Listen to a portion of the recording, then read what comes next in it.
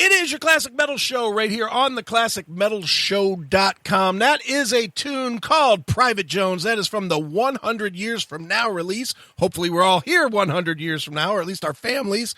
And here's a guy that he has created music that will definitely be here 100 years from now. One of the most famous voices of all time, the legendary vocalist of Styx, legendary vocalist of his own, if you followed along past Styx or in between Styx runs. It is the one, the only. It is Mr. Dennis DeYoung. Dennis, how are you, sir?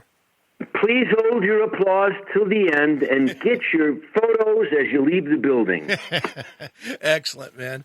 Well, Dennis, make sure you sanitize your hands. This is, we're trying to do an interview here. Yeah, exactly. I won't touch my face or the microphone, I promise.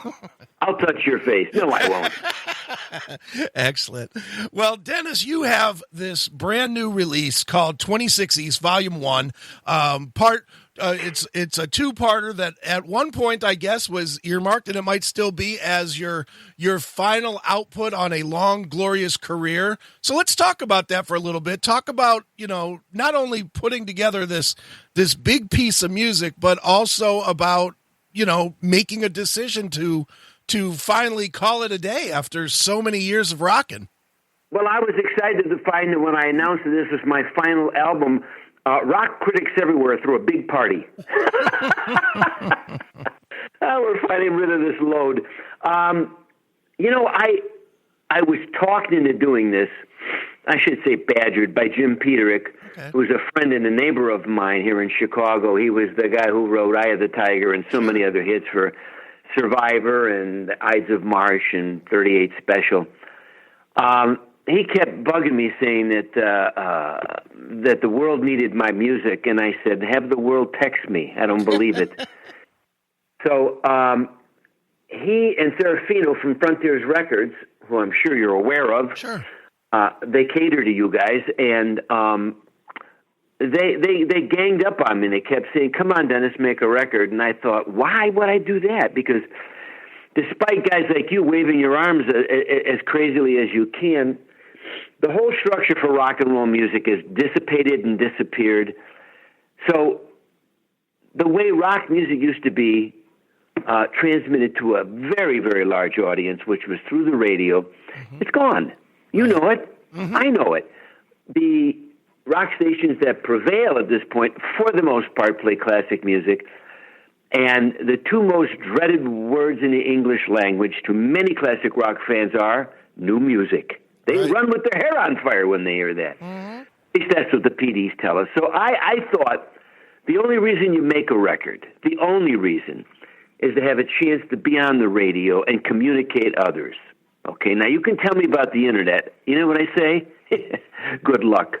Because the Internet is so daunting and it's like the biggest Chinese menu in the world. You walk in there, you don't know what to do. You end up getting egg roll, you know what I mean, with chop suey because you're confused. So radio was a great way to do this. That being gone, I was unmotivated to make new music. But anyway, Peterick sends me this song, Run for the Roses. I said, okay, now that's a song, that's a real song. Let's see if we can finish it. We did, and before we knew it, we had 8 songs. And so I was in. You know what I mean? I was in. I said, let's do the best job we can. And it's a concept album. If you didn't get the concept, and the concept was don't suck. That's it. Nothing bigger than that. And so now that I've done it, the response, at least, and I've done like 35 or 40 interviews so far around the world, and I have been humbled and overjoyed by the positive reaction to the doggone thing. You never know what to expect, especially for somebody like me. I'm 73 years old. And, at some point you figure, well, maybe I should sit, draw the bath and sit in the bath for a while and have a martini and let the world go by. But in this particular situation, I'm glad Jim, he convinced me to do it. I'm very happy with the outcome. And like I said, going in, if you hate this album, it's Jim Peterick's fault. If you love it, it was all me. Well, I'm going to say that it's all you then, because it's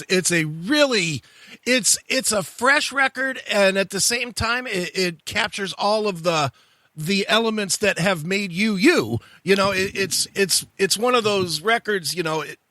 critics are saying, the critics that have heard the two songs, the first two songs that were out there, East of Midnight and the one with Julian Lennon, to the Good Old Days, are saying, sounds like classic Styx. And okay, fair enough, but everything's going to sound classic Styx with your voice on it. The unique. Yeah, I started out going for a classic Donnie and Marie sound. Exactly. I couldn't do the Marie part. No. Yeah, look. For those of you who are listening, going, "Who's this guy?" I formed the band, which is the reason the album is called 26 East. That's the address of my parents' house in Chicago, where the band was formed in check this out, kids, 62, by the Panazzo brothers and myself. And it's called that because that's where it began. Those three guys are the nucleus of Styx. Right. They're the most important members. Really, they are, because if they don't get together in that basement, none of the other guitar players who came later could join a band. And there's three locomotives on the cover leaving the train station for the Stars. That represents those three mooks, who as kids knew nothing. It was 2 years before the Beatles, and we were just trying to please our parents and play nice, because I played accordion. Can you believe that? I'm an accordion player by trade, and we weren't even playing rock music. We were just trying to get our parents' approval. You know what I mean? Mm-hmm. Because this is what we want, all of us. You want it, I want it, everyone listening. We want a nice pat on the head. We want people to approve of us, to say you did a nice job. You know what I mean? Sure. Just to get a little love from other human beings. That's really what we want, ain't it? Yeah, exactly. No, you're exactly right, man. Well, and some of us go nuts with it, like me and you. We see there's a whole crowd of people. You see them right there, you've got them in your mind. Then you and I, we're jumping up on above the crowd, waving our arms, yelling, "Hey, look at me! Look at me!" Right? And so what we said was, we got something to offer you, and go ahead and judge us. That's what we've done. And through you through what you do, and me through what I do. Mm-hmm. No, you're exactly right, and you've done it so well that most of the world knows what you've done. It's a testament to, your ability not only to perform, but to reach people, whether it's with your words or the sounds or whatever. And that's such a rare gift. I know, probably at this point in your career, you must reflect on that and say, wow, I really did reach a ton of people. Let me tell you the truth, because you know me not at all, but I tell the truth, and here it is. Are you ready? Okay.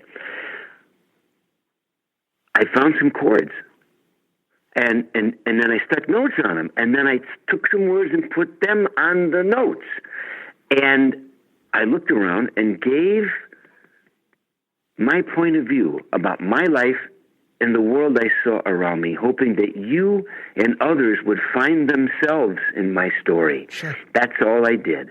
But over the years, I have found, miraculously, people come up to me on my Facebook if they get a chance to meet me, and they thank me profusely for the music that I gave them that made their lives better. Now, let me just be honest with you. When I was doing it as a young man, in the throes of competition, I was just trying to beat Queen and Foreigner, for Christ's sake. Right. That's what I was trying to do. Little did I know that 45 and 50 years later, people would still be telling me how much it meant to them. If I'm not the luckiest guy on the planet, I don't know who the hell is. Well, and though, Dennis, that it's because of your lyrics. Yeah, and I know you know this. Take yourself out of the equation. People take songs and they live by their songs. I know I do. They live by, I can point to every important moment of my life and say, okay, well, this was the song of that moment, or this was the lyrics of that moment. I tell a true story that involves Styx and your work, on the show. I went through a divorce 7 years ago, and I went and saw Styx, and just seeing them perform your songs, it was like gut-wrenching in a way, to hear, "Babe, I'm leaving, I must be on my way," stuff like that, to hear those lyrics, or "Don't Let It End," or whatnot. But sure, and I got a song for you in this. Listen, this is what I want you to do. You hang up, when you're done with this interview, you listen to "You My Love." It's the only real ballad on the record. Okay. If you had a divorce, ladies and gentlemen, listen to that record. But you're right. People are writing on my Facebook right now. They say, a lyric from the best of times, when people lock their doors and hide inside, right. and rumor has it it's the end of paradise. Right. I thought, well, okay. When I was reading that, when I was writing that, I wasn't foreseeing a pandemic. Right.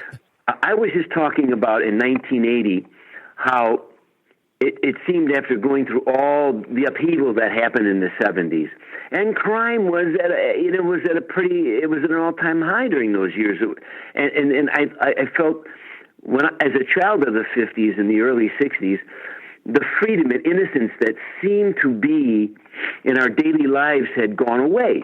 Right. And so I was talking about, in the best of times, finding someone, which is so important, who you can share your life with and have love you, and you can love back, and then it'll give you a leg up and a better chance of surviving the chaos that is life. Right.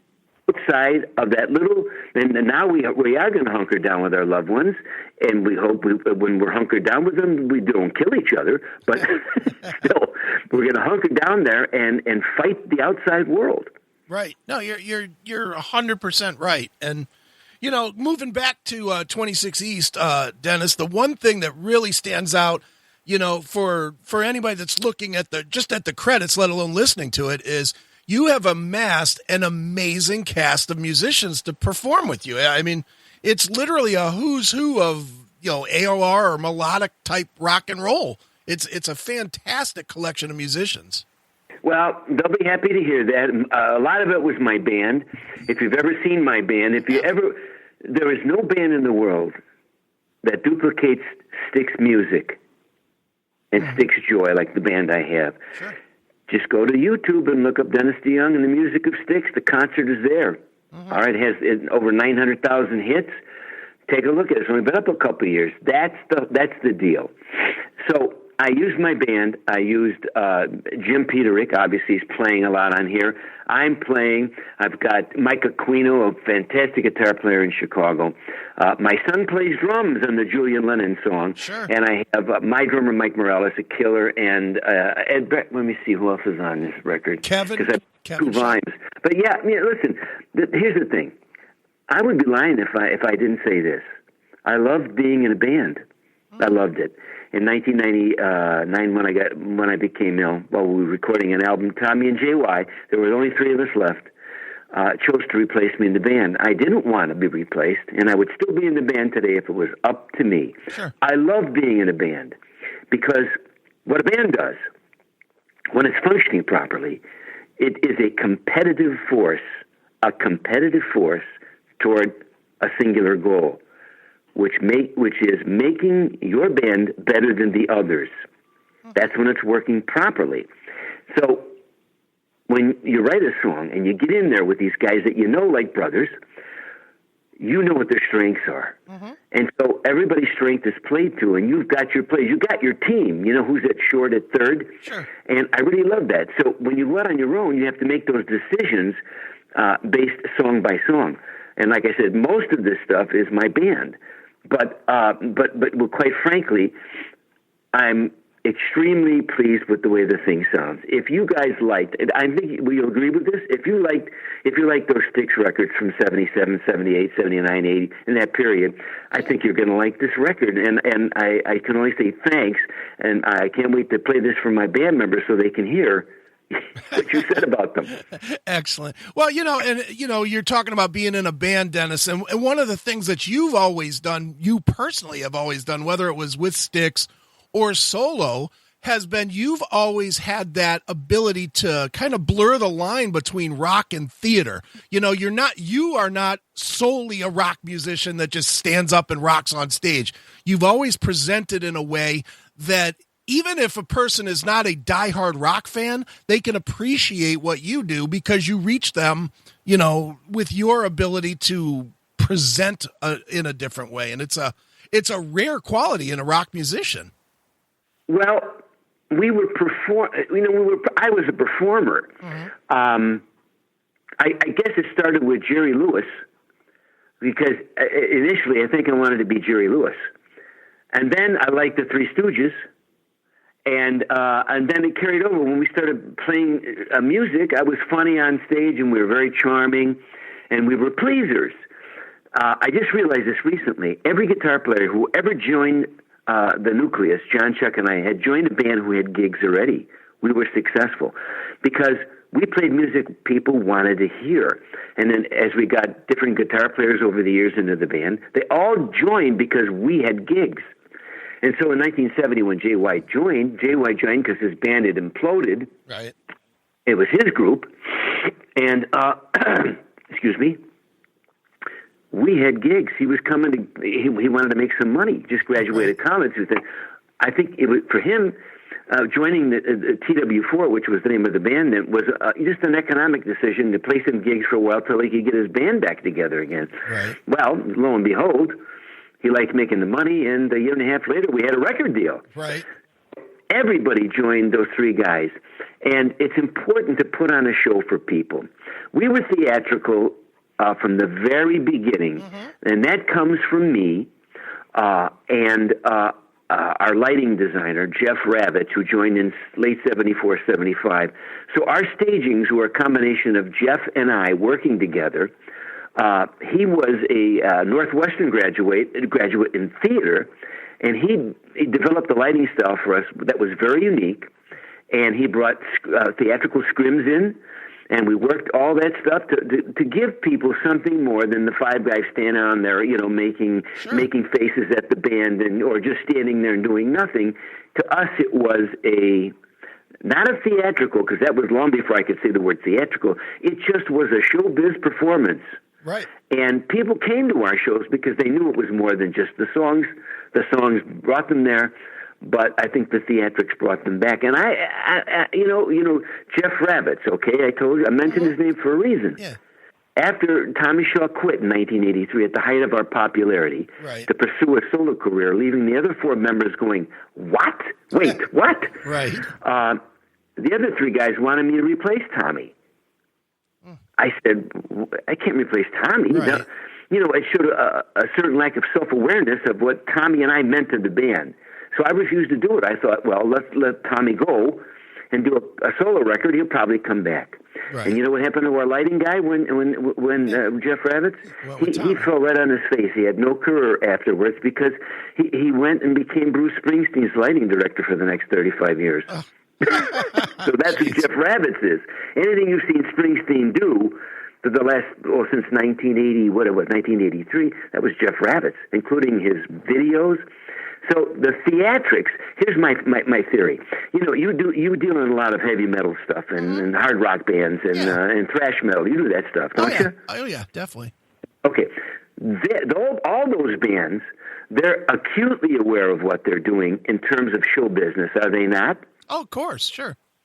I mean, could there be a concert if somebody doesn't give somebody the horn sign? I don't think so, right? Right. That's theatrics, no matter how you slice it.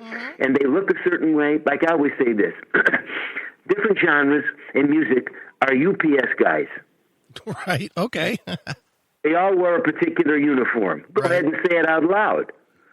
If your favorite heavy metal band stepped on stage with short hair and collegiate look, you would recognize them. Right. Every band has a certain uniform they wear, and so that's theatrics. When Bruce Springsteen had John Landau tell him, "You are now James Dean. You're not the kid from Freehold. You're now the American James Dean. Turn sideways, get the smirk, put a little rip in your jean here, and have the hanky hanging." You see what I mean? Yeah. No, you're right. That's theatrics.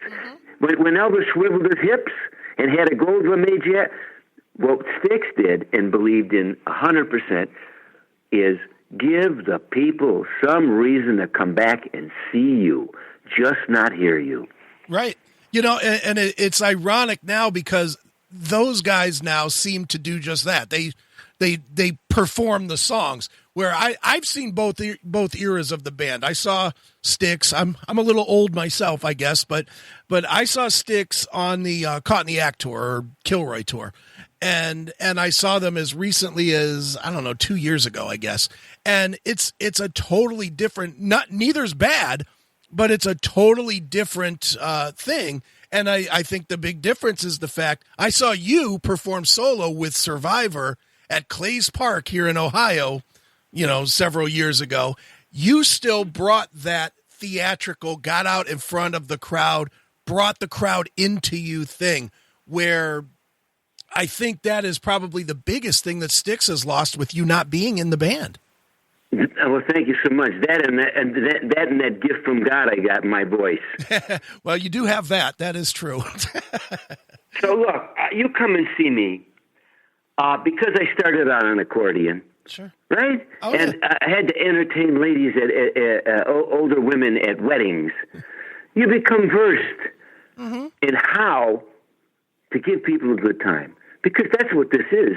Despite the music is the music. If you want the music, put on your cassette, your 8-track, your album, your 45, your CD, your download, whatever it is. That's the music. When you pay money to go see somebody, you better see something. Yeah. Yeah. You shouldn't look like everybody in the crowd. You should look different than the crowd. You should present different than the crowd. Oh, brother, do we agree? This idea, the grunge people did that. They brought that to the forefront because, the extremes of the 80s and late 80s with all the hair bands, right? Yeah. It got to the point where it started to look cartoonish. Right. Comical. No offense to anybody who did it. That's just my opinion.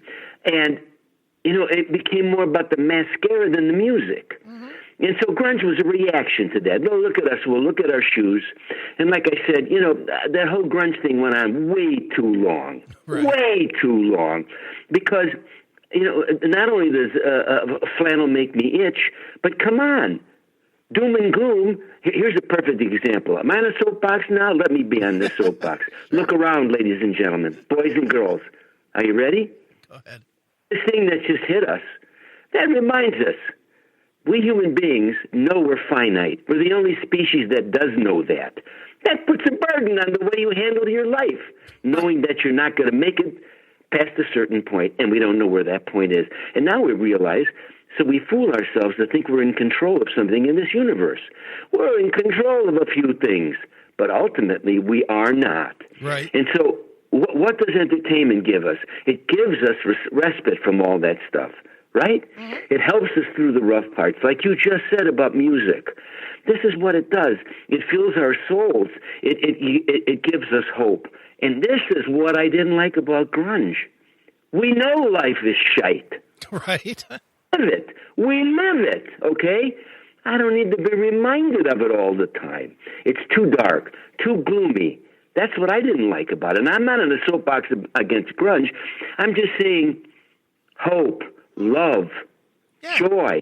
This is what we're grabbing at. Give me some of this. Right. We'll do it in any way we can, right? We'll do things, give me a drink, give me a drug, give me this.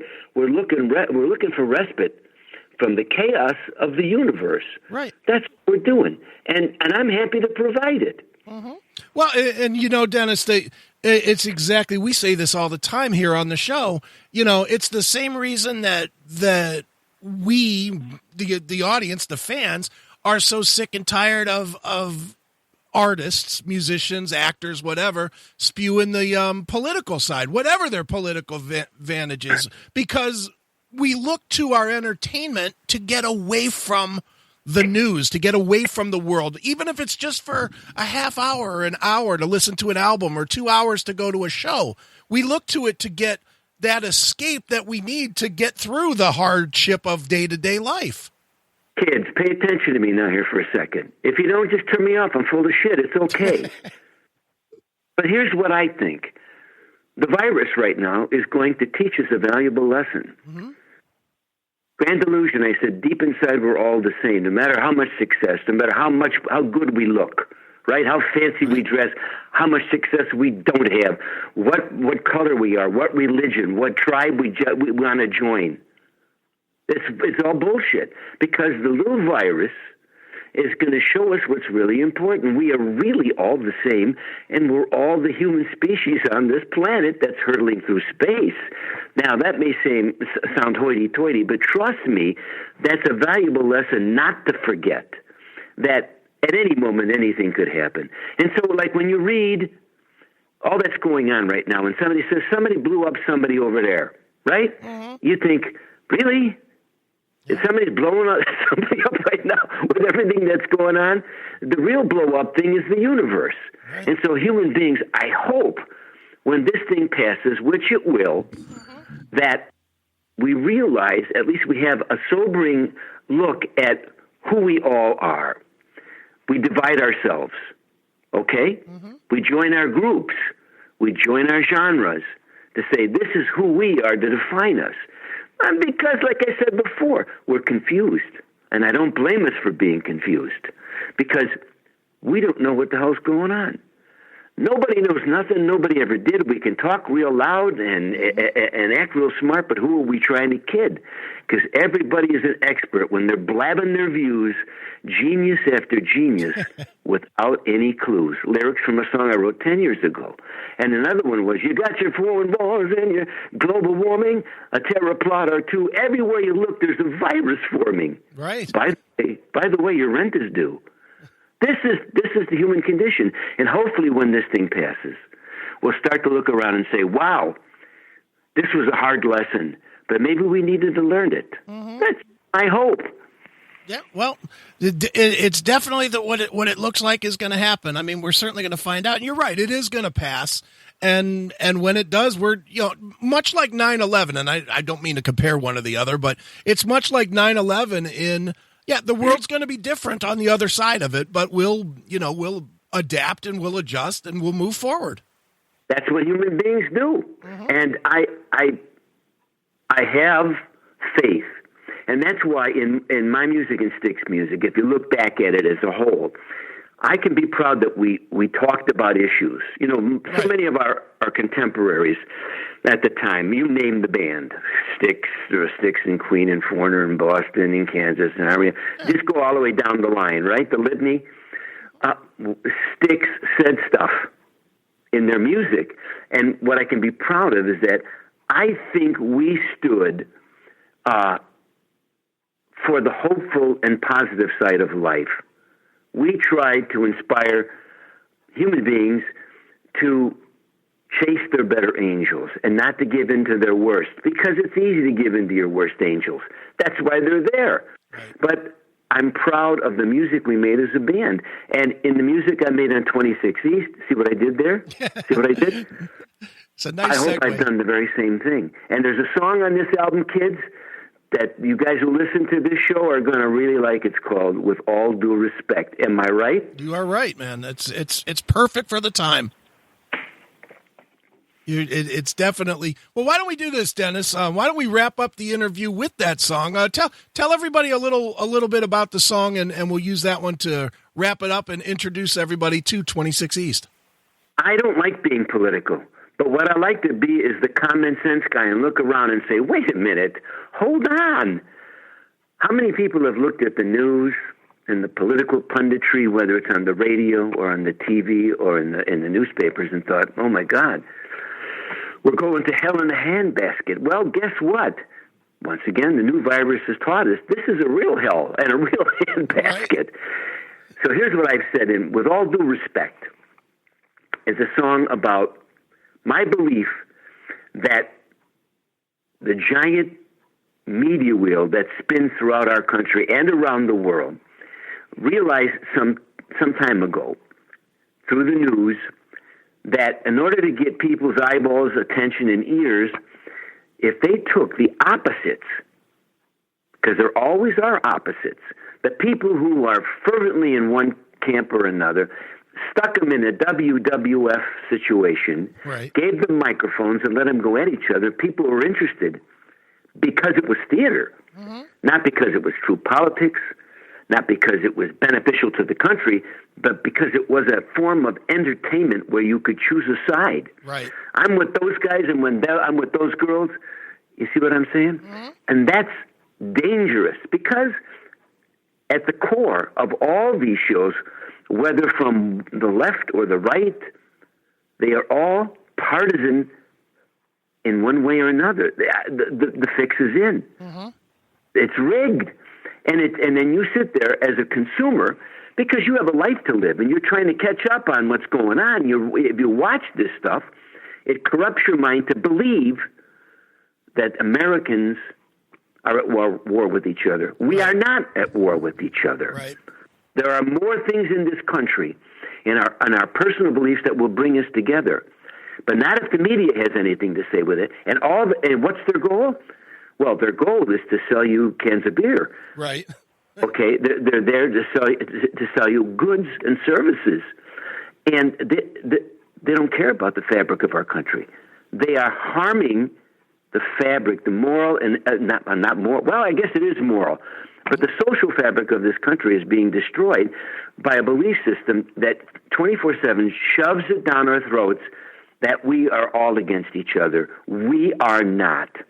Right. No, you're right. And it's almost a competitive nature. It's they're building it up like a sports team, like you're either on the winning team or the losing team, and you have to choose. And it's bullshit. It really is, because in the end,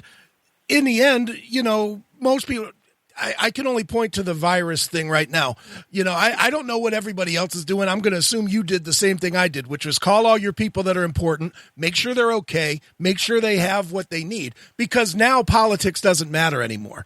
And that's, now you're talking like a human. Yeah, well, but that's what most people do. The political side of it, the social media side of it, pretends that piece doesn't exist. Fill our brains with bullshit long enough, and everything becomes bullshit. Exactly. Don't we agree? We agree 100%, 150%. You and I could disagree on specific political ideas. Sure. But that's okay. Mm-hmm. We can. That's why this country is great. Right. It allows that. It encourages it. But there was no... This is not the promised land, as I say in one of my songs. This is the promise of this land. It's up to you and me. Mm-hmm. We are the promise of this land. There ain't no guarantees. It's up to you and me to keep the promise of this land. We have to figure out a way to be e pluribus unum, which is simply from the many one. From the many one. Yeah, this guy over here, he's a mook, but he's one of us, so he's one of our mooks. Right. And that's the way I look at it. We're not all going to agree, and that's the way it was designed. So accept it for what it is, have your differences, but understand we're all going to call the people we love when something really bad goes wrong and be human beings, because deep inside we are all the same. Exactly. You're exactly right. Well, Dennis, this has been a lot of fun, and why don't we wrap this one up with the song With All Due Respect. So let's check it out right now. It is Dennis DeYoung. It's With All Due Respect right here on your Classic Metal Show.